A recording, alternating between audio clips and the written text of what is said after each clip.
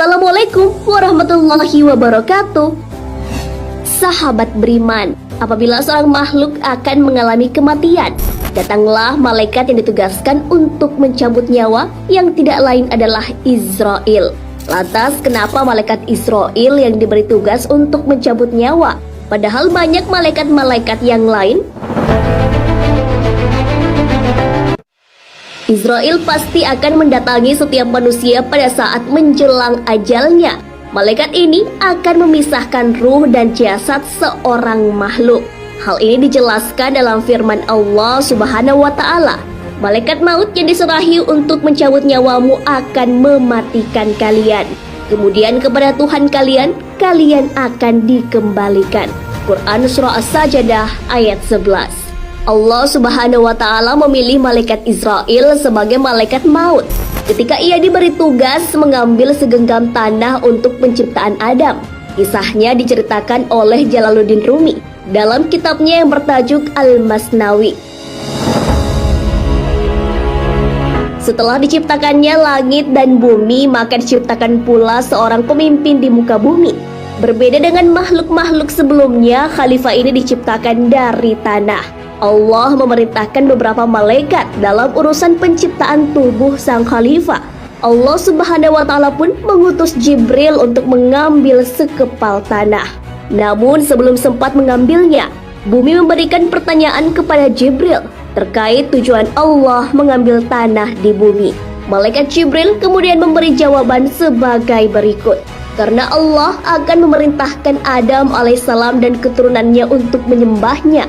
Tiap yang taat di antara mereka akan berada dalam naungan rahmatnya dan dipersilahkan masuk ke surga.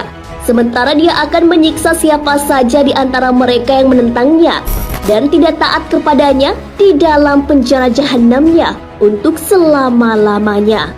Ketika mendengar jawaban Jibril, bumi pun membalas dan bersumpah dengan nama Allah bahwa ia tak sanggup menanggung beban manusia di bumi. Demi Allah, aku berlindung kepadamu dari utusanmu, agar engkau tidak mengambil sebagian dari kami jika nantinya akan menjadi penghuni neraka.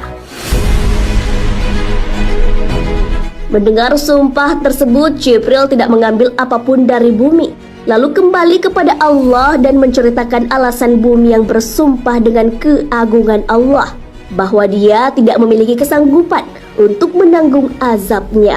Kemudian Allah mengutus dua malaikat sekaligus, yakni Mikail dan Israfil, untuk turun ke bumi mengambil tanah.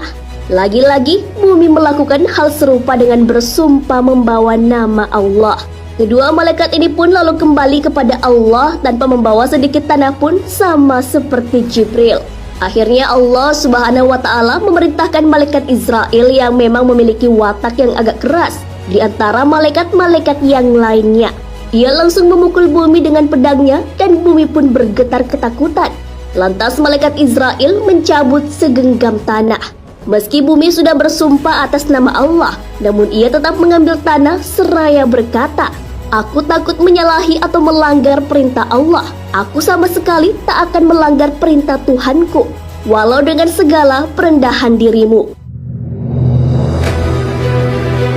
Ketika Israil mengambil paksa atau mencabut sebagian dari bumi, bumi pun menangis merasa kehilangan. Kemudian tanah itu dibawa menghadap Allah. Lalu Allah berfirman kepada Israil, "Mengapa engkau tidak mengikuti sumpahnya bumi?" Jawab Israil, "Perintahmu lebih aku ikuti dan aku takuti daripada sumpahnya." Kemudian Allah berfirman, "Engkaulah malaikat pencabut nyawa, malakul maut."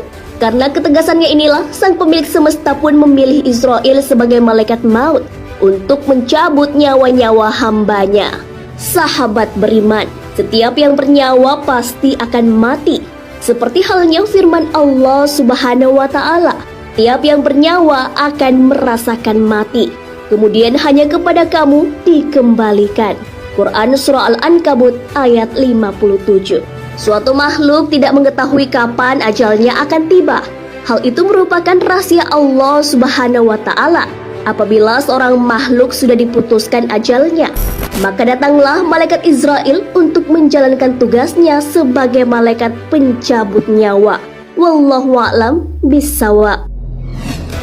Sahabat beriman, Jangan lupa berbagi informasi dengan share video ini, karena sebaik-baik manusia adalah yang paling bermanfaat bagi manusia. Wassalamualaikum warahmatullahi wabarakatuh.